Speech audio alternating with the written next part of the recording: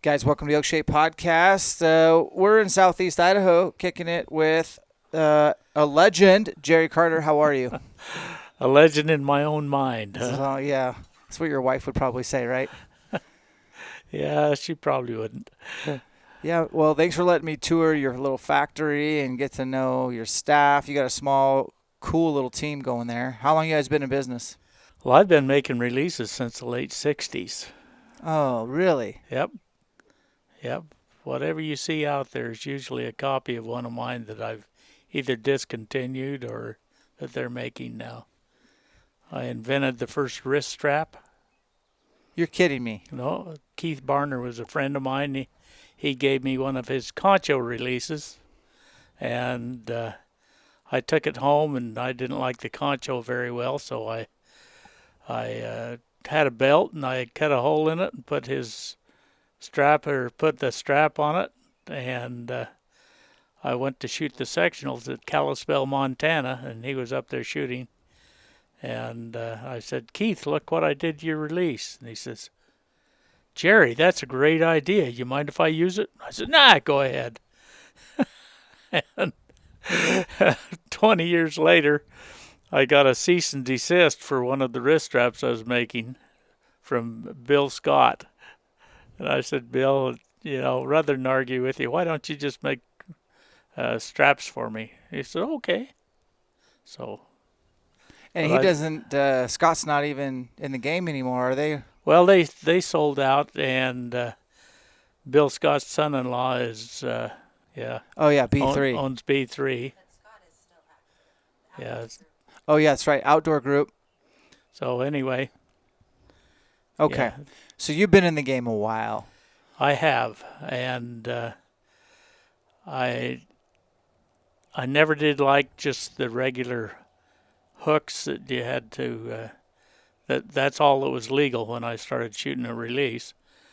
So the minute I heard that trigger releases were legal, I was shooting a tournament in Preston, Idaho, and they said that they were legal, and I went home and I worked all night, made me my first trigger release, and went back down and won the tournament with it. And guy says, "Can I see that?" And I said, "Sure." Well, that release came out later on. I won't say who made it, but it came out, and they did well with it. Okay, so far, we've had a guy getting his ideas kind of. If anyone asks to see your next release, you probably shouldn't show them, eh? Oh no, I'm joking. I feel like the archery industry has done really good for me, so Yeah. I don't mind them taking a few of my ideas and going running with them. Do you have an engineering background? No, Really? I don't read very good, so when I close my eyes, I see pictures, and I see all my releases before I ever go to making them. It. I used to go for drives and plan what I was making on my next release, and I got to closing my eyes and I ran off the road, so I don't do that anymore. I believe you. Yeah, that's great. Well, you have a beautiful place here in Idaho. How long have you been an Idaho resident? All my life. Really? Mm-hmm. Born and raised here in St. Anthony? Rexburg. Rexburg guy? Okay. And I built this one to match the old ledge release that Pete Shepley made. And then I made it the first double sear release that was made. And it's just incredible, the trigger on this thing. So this is like one of your first release aids you ever made? Yeah, this is pretty much the first production one I made. I made them all by hand, so. And wow. Go ahead and try that trigger. Oh, it is very light. Wow. I used to make them so light that you couldn't cock them with the weight on the trigger. The weight of the trigger would actually set it off. And I built that so that would go right in the crease in your thumb, and then I'd stand there until it went off. Then I got out of making releases for an archery for quite a few years. I had an automotive machine shop. And Okay. I bored blocks and did valve jobs and ground crankshafts and stuff like that. Then I decided I would get back into it. So I made a release that was kind of like the old fail-safe. Lloyd Napier was a friend of mine, but I made this one out with a guy in Teton, which is over here about 5 or 6 miles. And this was just an incredible release. I'm a trigger man. Why don't you make this one anymore? This one's pretty slick. Oh, I make them as good as that Yeah. anymore. But this took a lot of handwork, and I made how What many was did this I one make? called? 20 of them, I think we took 25 to Vegas that first year. and took them down to Vegas, and they were gone in the first hour. Oh yeah. Nobody had ever seen anything like this. Well, hopefully you took some pre-orders while you were down there. Well, I was working 24 hours a day, about 5 days a week, and it almost killed me. So then I got a little help and stuff like that. Okay. Yeah, so I was first introduced to Carter probably shaking your son's hand, Forrest. I had bought a couple releases, and I don't know how we'd got introduced. I think it was an archery trade show, but I'm not for sure. But I found out he was from Idaho, and we kind of hit it off, and he liked a little bit of heavy rock and roll and metal, and asked me some fitness questions. I think I sent Forrest a couple workout programs. Mm-hmm. I don't know if he ever did them. I never heard back from him, but that's how I met him, and that's all I've known. And then a couple years later, several years later, I saw that you guys started working with I'm a friends with John Dudley, and he sent me a backstrap release, and he wanted me to try it out, and I was like, this looks like a Carter release. And then I started figuring out that the knock-on releases were really, you guys were making those, and those have done extremely well. Yes, they have. John, I do camps all over the country. I've done it for 5.5 years. I'll have anywhere from 30 to 40 guys come to a camp to learn how to elk hunt, and the first thing we address is their target panic. And I'm telling you, for every 3 guys, someone's got a knock to it, which is pretty cool. And then, of course, the evolution.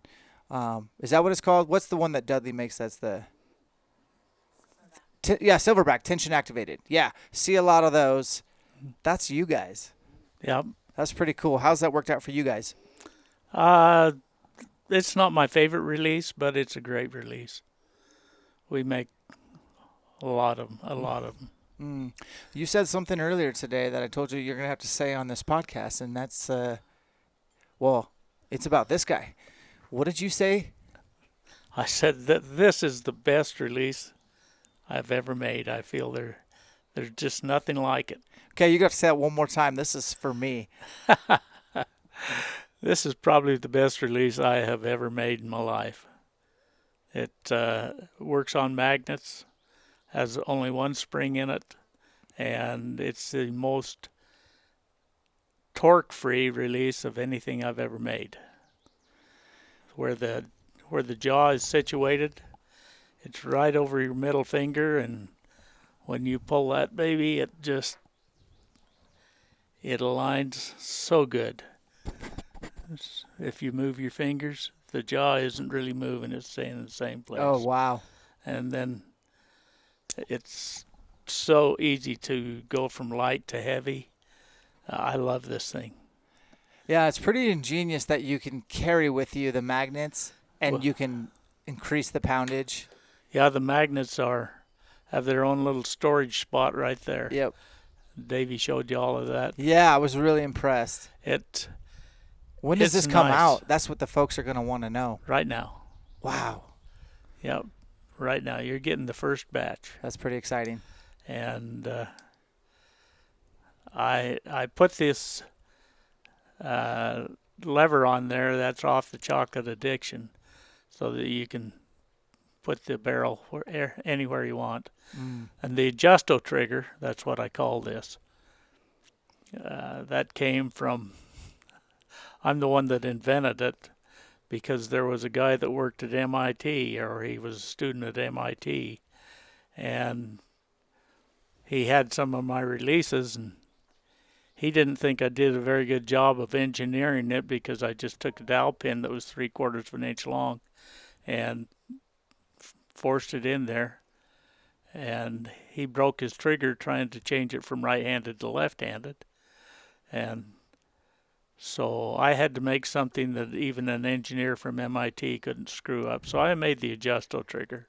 Yeah. And I was pretty proud of that. And now everybody makes it. Let's talk about naming these things because you guys have some incredible names, and I got to know the secret sauce behind that. Like, and what is your favorite one that you've named so far that you're like, that's the coolest name we've ever had come up with? Oh, I don't know. The names just come to me. It's like just because, and then there's That was from Dave Cousins, okay. and we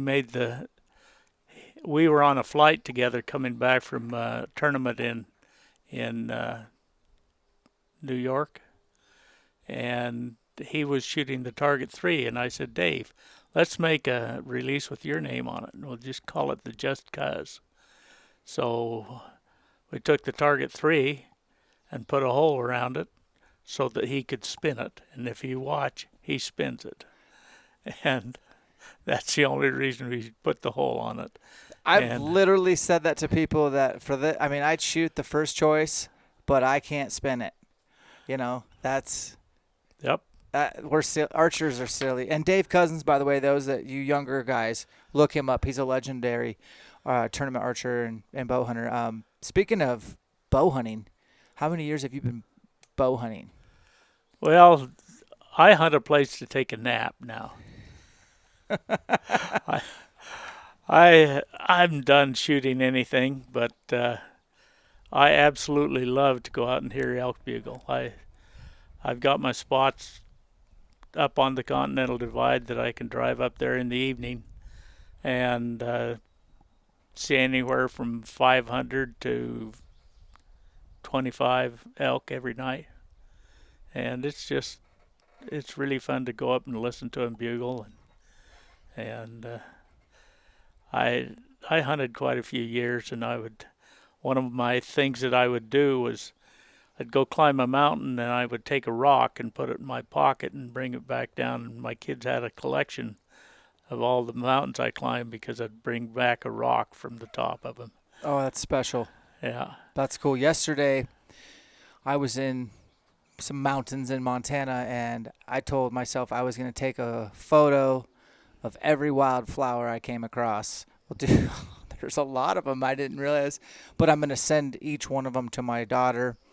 She's turning 9 this weekend, and she does have a phone. Don't judge me, but it's not like doesn't have cell service or anything like that. But she can get a text at least from me, and so I'm gonna send her a text with like a little bouquet of all the wildflowers I picked. But I like that idea, because when you're up there, you're thinking about them too. I mean, yeah, you're elk hunting, but Sure. you're thinking about their family.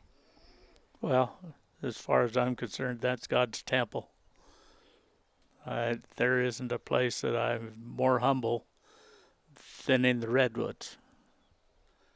We was left Redding one time. Instead of going back the way we normally drive back, we came back on through the redwoods, and that is the most serene place I've ever been in my life. It just makes you humble to see those trees that have been around for 1,000 years and what they've all seen in their lifetime. It just makes you very humble. Yeah, I haven't had a chance to check that box, but it's definitely just got bumped up. That's cool.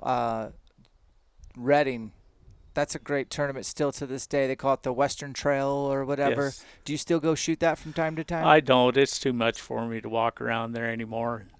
And it's probably the most fun you can have with your clothes on. Really? Yeah, sell me on why I should go, because I've definitely thought about it.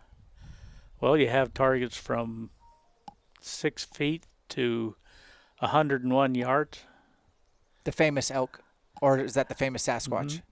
That's not the elk. That's the Bigfoot. The Bigfoot, yeah. And we have always sponsored. You get a 22 on Bigfoot, you get half off on our release. Oh, And it's just a great shoot. It's the best run shoot that I've ever been to in my life. I need to check that out. Yeah, so basically you 2 arrows, and if you hit inside the orange, it's 11. Mm-hmm. So if you can double up at 101 on a Bigfoot, you get 50% off. You guys Yep. still do that? Oh, do we still do that? That's a good question. I don't know. That's a great idea. We did the last time Forrest went there, so I don't know. Yeah. And so you were probably an archery manufacturer hitting the old archery tournament scene. Did you prefer IBO, ASA, indoor? No, I started on 3D shooting. Okay. A friend of mine named Vic Erickson started the first 3D shoots there was around, and he would draw the vitals on the animals that we were shooting at, and you'd have plus points and minus points. In the first tournament I went to, he scored a plus, I don't know, 30, and I scored a plus 3, Ooh. and we were the only people in the plus column.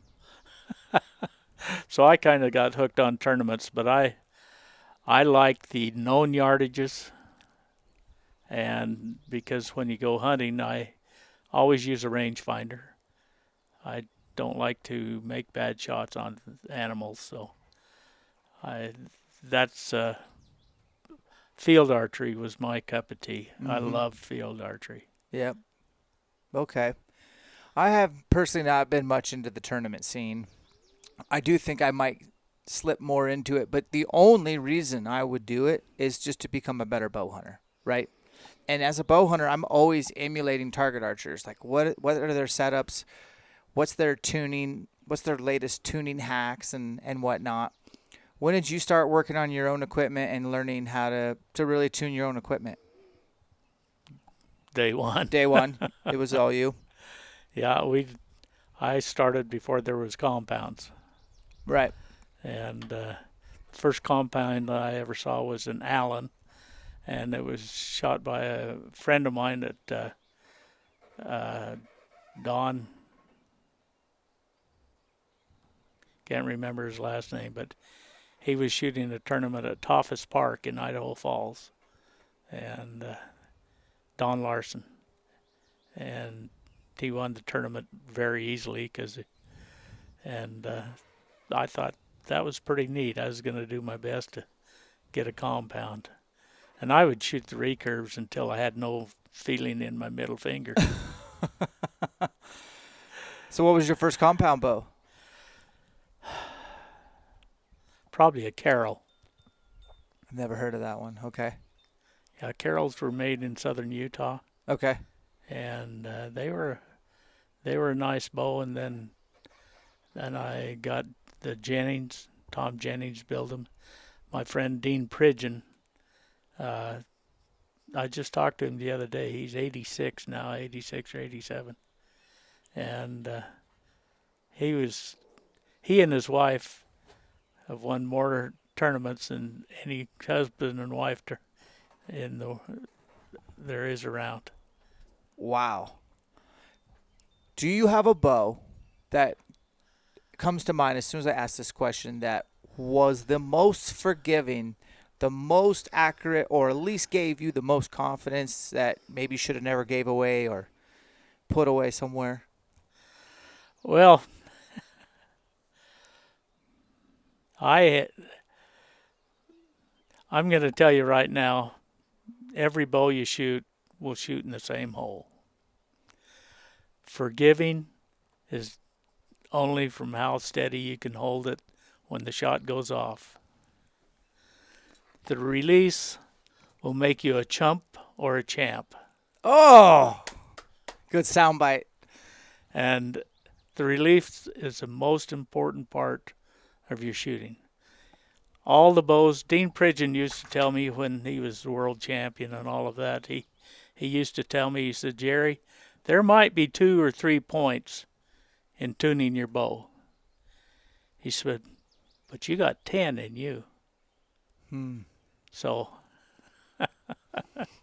You're not wrong. I really believe that. Well, I have a couple releases of yours on the table. I'd love to get a soundbite or your narration of how you designed it, or what's your favorite thing about it, or who it might be for. I've probably killed the most stuff with this guy right here. yep, that's a real good release for short draw lengths, and you can cock it, hook it on your string, set in your stand, and it's all ready to go. I love the short neck on it. I really do. And it's okay. And I'll tell you, one of the best things that this release can do for you, as well as this one, they can allow you to use a hair longer D-loop on your bow. If you have a short D-loop, like most people tie on, they torque the D-loop a little bit, and the strings, what are you holding, 6 or 7 pounds now?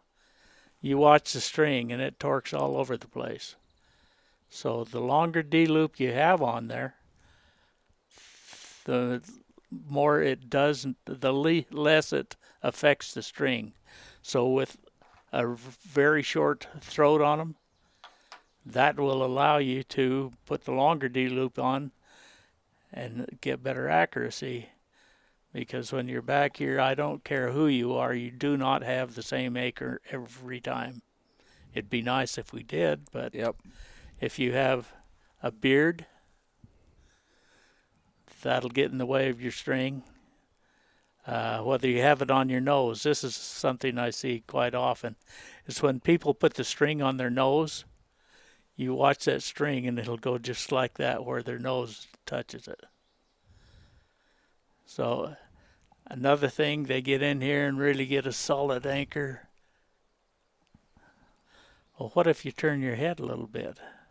Then your anchor is different. So if you can have just a nice light touch on all of it, just something that tells you, yeah, I'm pretty close. And then center your peep. Mm-hmm. Don't look through the bottom of it or the top of it. Center your peep. And use that for your anchor. Because if you torque your string, that will make a big difference on where you're hitting, especially at long ranges. I was going to say, that really shows up at like the Total Archery Challenges when you don't really work that peep and centering it. You get exposed. John Dudley is one of the best long-range archers I've ever seen in my life. Yeah. I watched him shoot a little cottontail at 110 yards. Rangefinder, my friend Jim Bass says, I'll give you $100 if you can hit that rabbit. Hit the rabbit. About 10 minutes later, here another rabbit comes out in the same spot.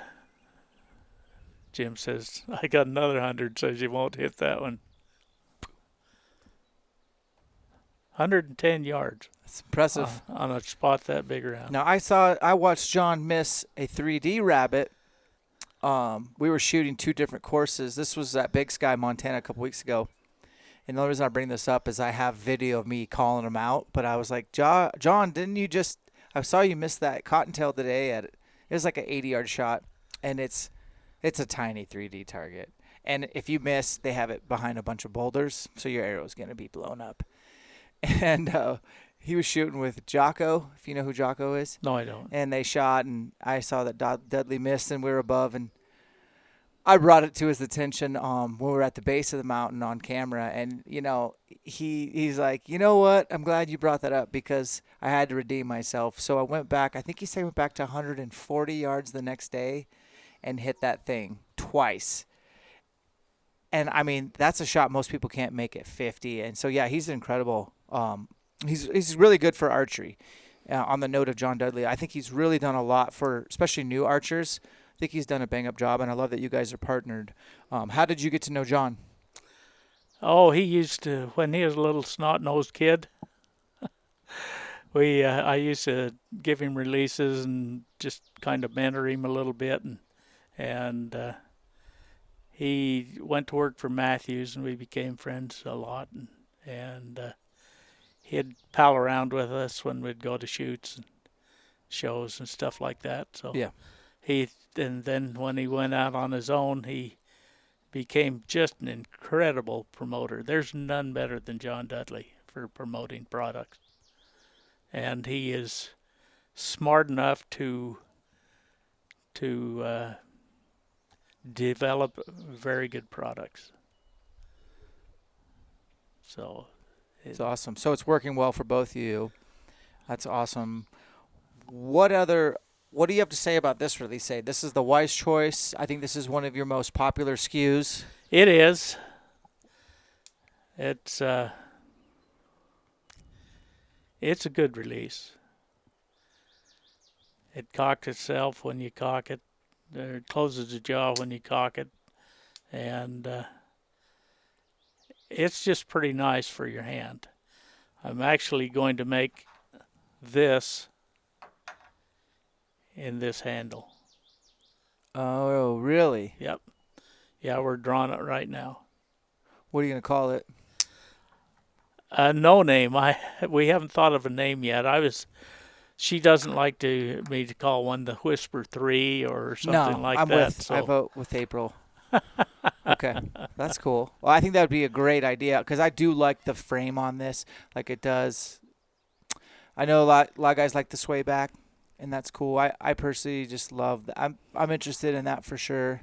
Let's talk to our index folks here because I would say this is arguably the direction most new archers will end up is some sort of index. And remember, I told you I do these camps. A lot of these guys come in, and when they want their shot to break, they rattlesnake. They load up that index finger, and it's pow. And we definitely do everything we can to mitigate that. I think this release head right here in your hand could be one of those that could really help people develop that true surprise release.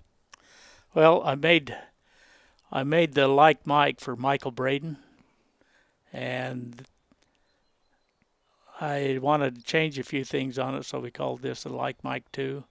And they're both double sear releases. You cock it right here where your thumb is, and it's kind of unique because that one piece has 2 sear points on it, one for the hook and one for the trigger. So it's pretty unique. It is. I don't remember where I thought of that, but you stayed on the road, hopefully, while you thought of it. You didn't drive off. yeah, I found it was safer if I just put my computer in my bedroom and then fiber optic network to the shop, so I can make my drawings there and just send them out there. It's safer. Okay, that's true. With that release that we did today, we added an additional spring and a ball bearing. Mm-hmm. And I don't think a lot of folks even knew you could do that. They're going to know now once they see it on my that YouTube video. But I'm not a fan of heavy triggers. you like them light. I like them light. Why would I want to ruin all my good work to make them as light as possible so that you can set them off with just a blink and ruin that release and make it heavy? Yeah. Where the heavy releases came from was D. Wild when we were making releases with him. He's an Idaho guy, right? Right. Was to make them, and Jeff Hopkins, he liked his really heavy. And then Michael Braden liked his, so you can pull real hard on it.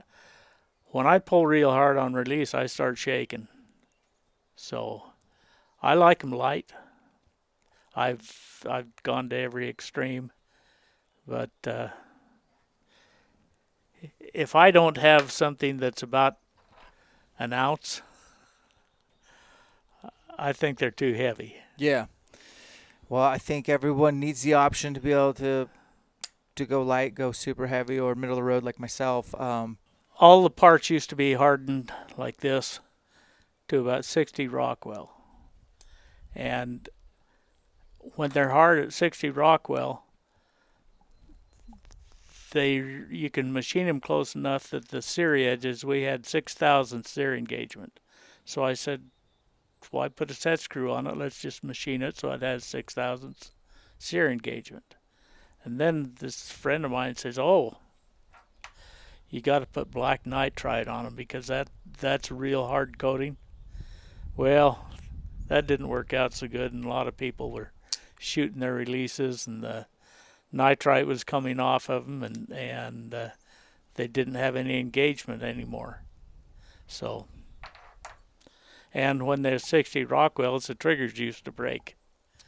Anytime you shoot them through the bow, the trigger's going to break. Right. If you drive your new Cadillac into a wall, you're going to break something. So I myself have never broken a trigger.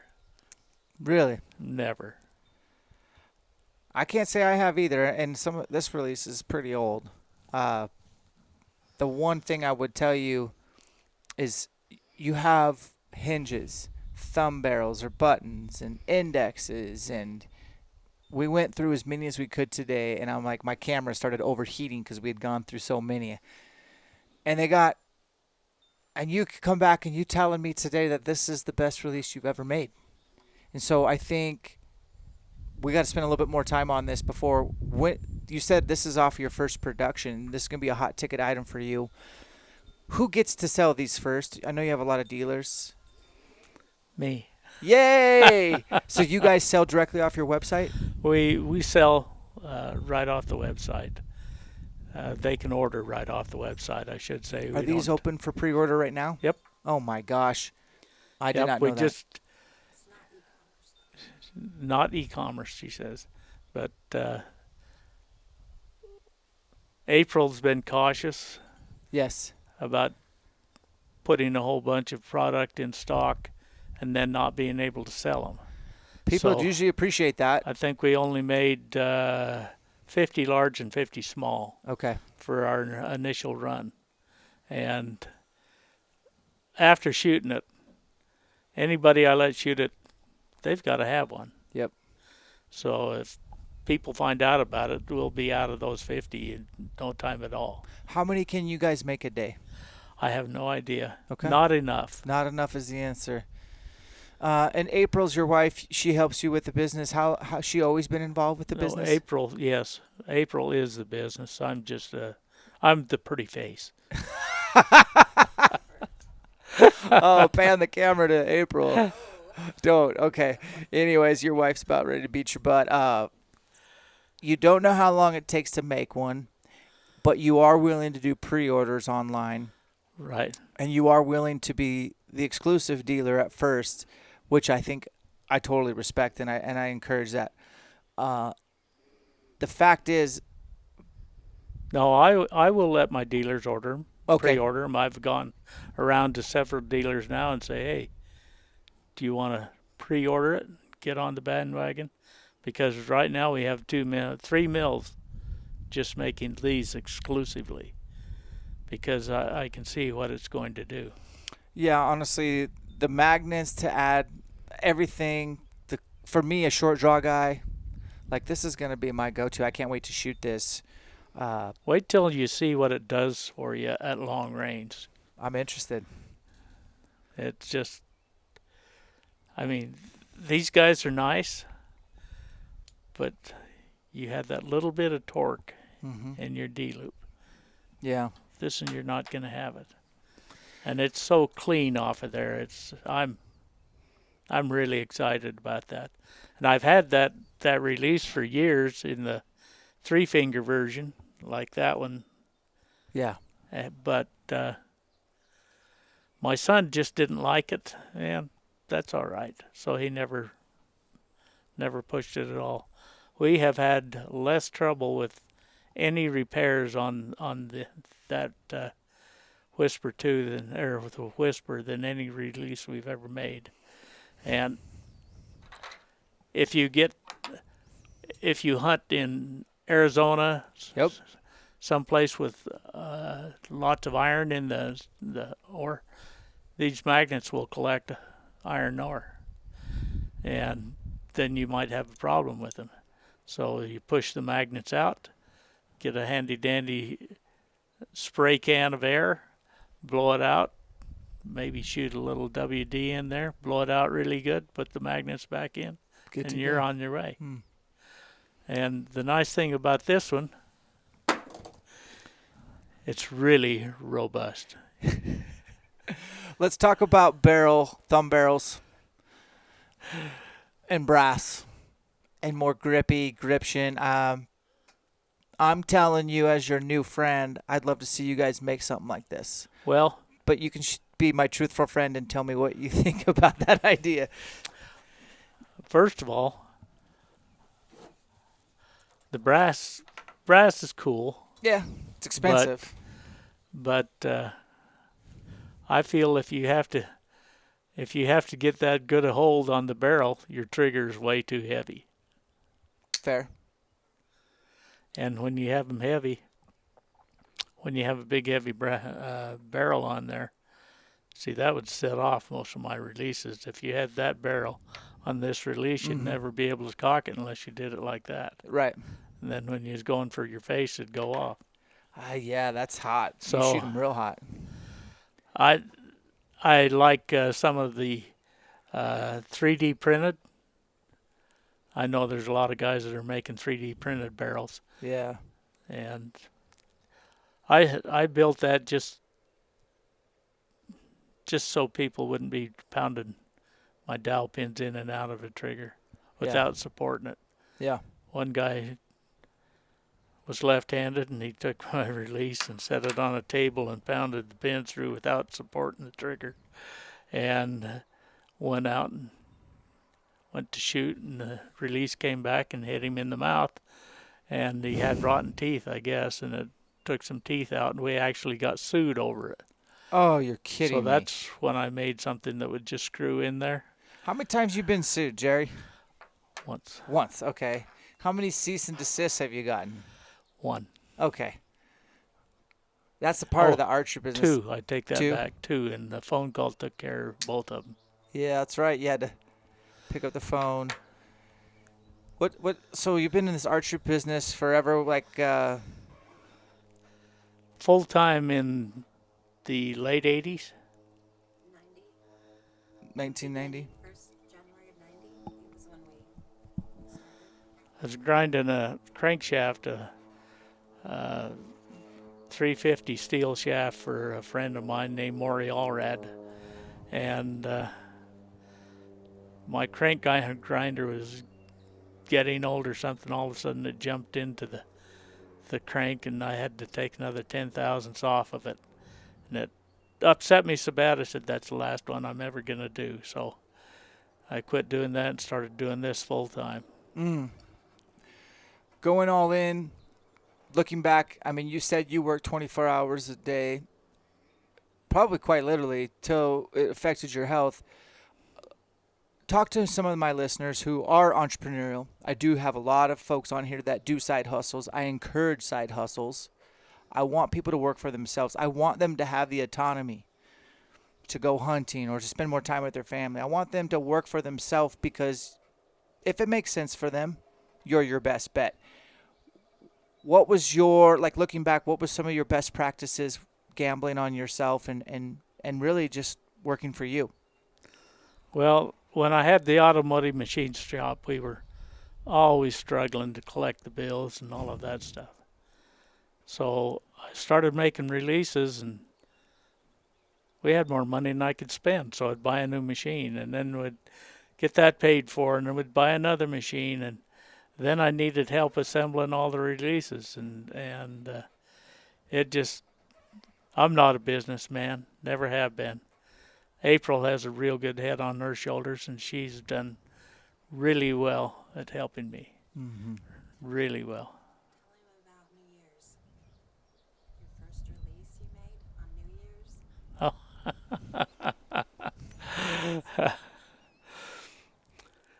A friend of mine in Rexburg was letting me use one of their little, real small mills, and I decided I'd start shooting archery again, and all there was the same old junk out there that been there forever for releases, and none of them were any good. And so I went went down there New Year's Eve in the afternoon, and I invented one of the first double sear releases that's ever been, and it was, half-ounce trigger, no movement, and I worked straight through all night making that release, and I showed it to a friend of mine, D. Wild, and from then on we just started building releases. Yeah, you got to strike when the iron's hot and the juice is flowing. Sleep can.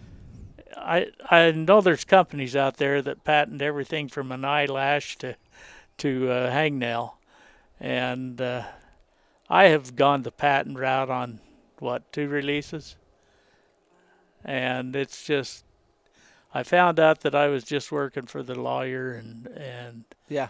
I would rather, my theory of business is to obsolete myself. When somebody copies me and I just have another idea in my head and I just obsolete what I just had. So where a patent is good, I guess, is when you decide to sell your business. Yep. It protects that or whatever. And I never considered selling my business because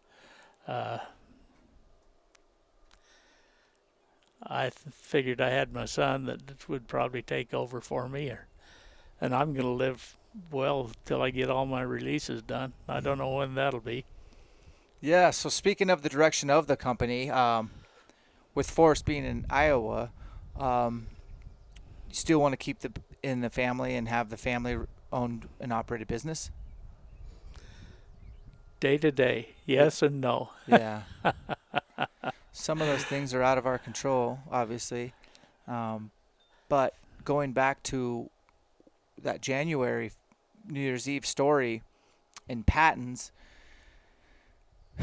I think patents make sense in a lot of instances, Jerry, but I've never heard anyone stand up here in a business like yours that could probably, if patents are probably really important. Yeah. Someone tell me. How much would a patent on the wrist strap be? Exactly. How much would a patent be on the adjusto trigger? Exactly. It would add up. But you're like, I'm so good at what I do, I'll just make it even better. And to me, that's the theme of this podcast, is to never settle and to trust that you can make something even better.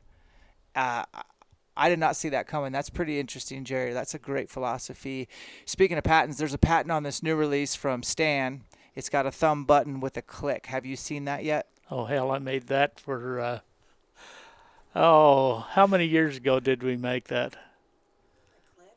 Long time ago. For Schaub, David Schaub. I made that. I even made one with a barrel in it. You just give the barrel a spin, and sometimes it would shoot and sometimes it wouldn't shoot. Oh.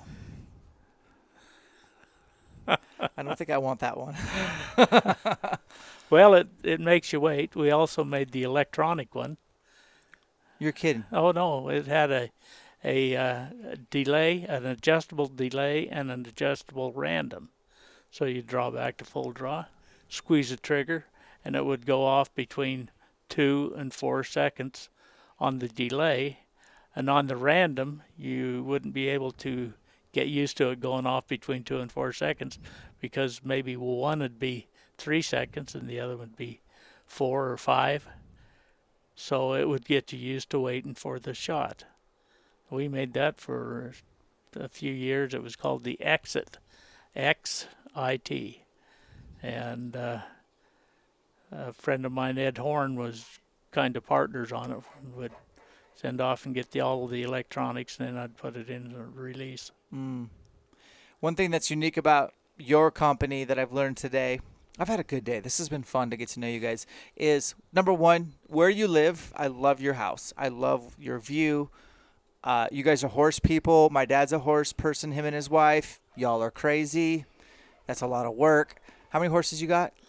I don't have any. Good answer. April has 18.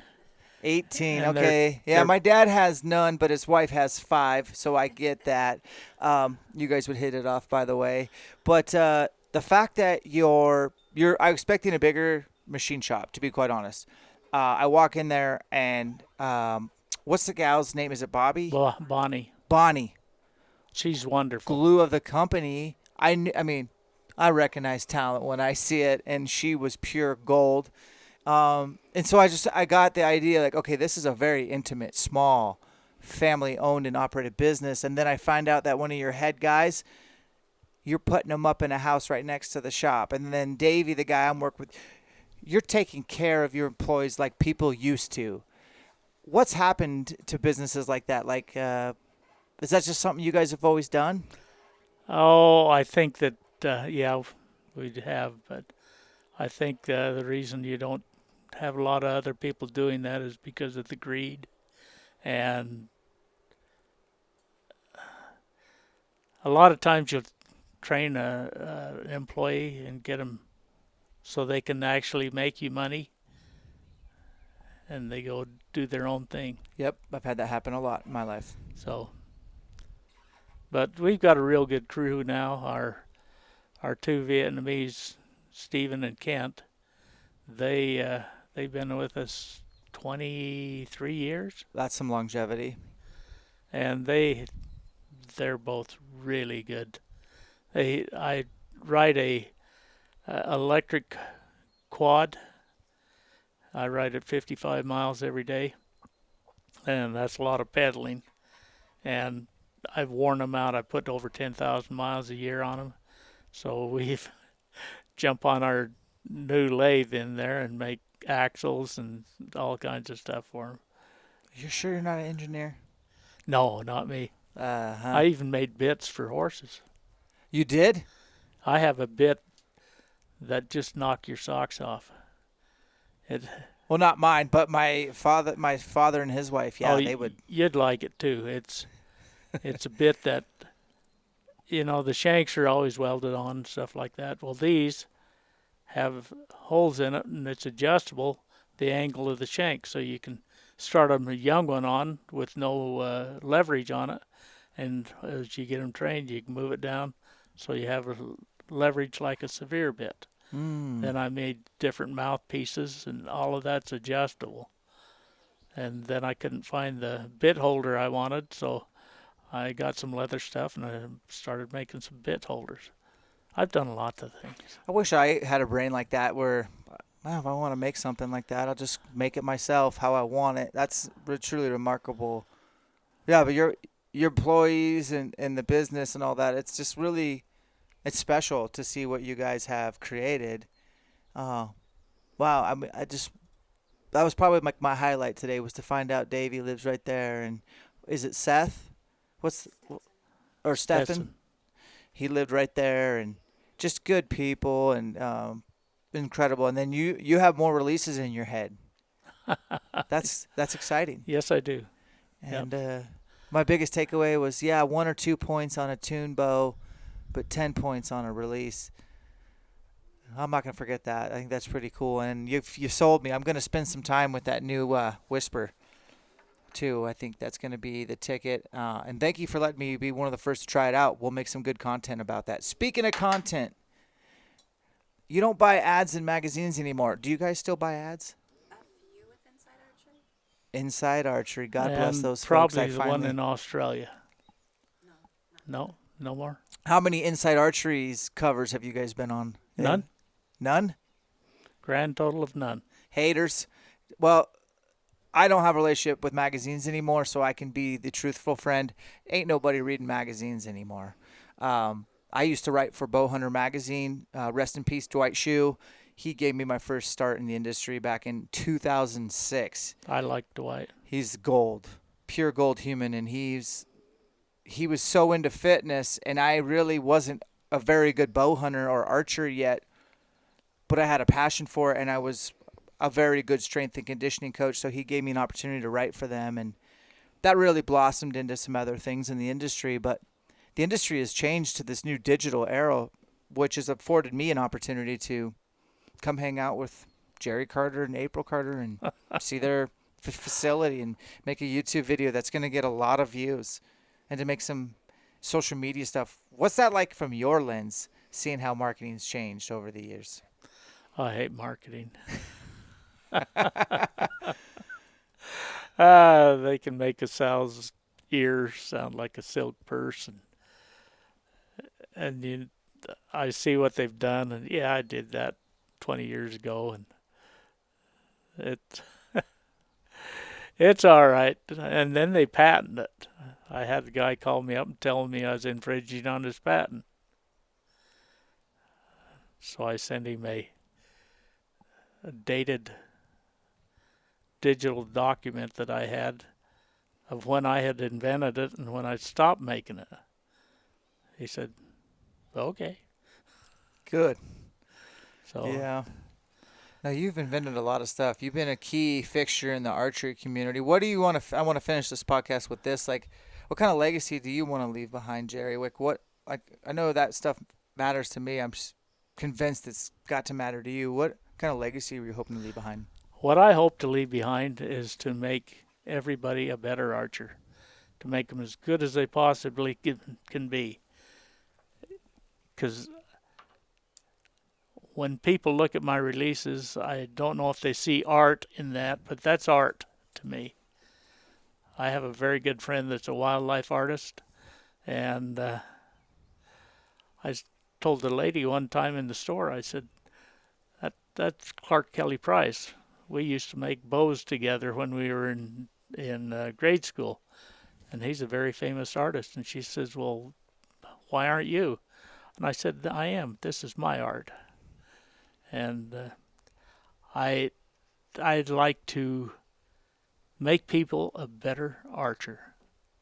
I do make them a better shot. I think you're doing that, man. That's awesome. I want to thank you for your time. It's my pleasure. Pleasure to finally meet you face to face. I've known about you for a long time. April, the Heartbeat. What's the website people should check out? CarterEnterprises.com. I'm assuming you guys are on social media as well. I'll leave links in the show notes of their website, how to get your hands on that new Whisper 2, and how to follow them on Instagram. And someday soon, they're going to make their own YouTube channel if I do my part and convince them guys to make some more content with me. And guys, remember, separation is in the preparation. We'll catch you on the next one.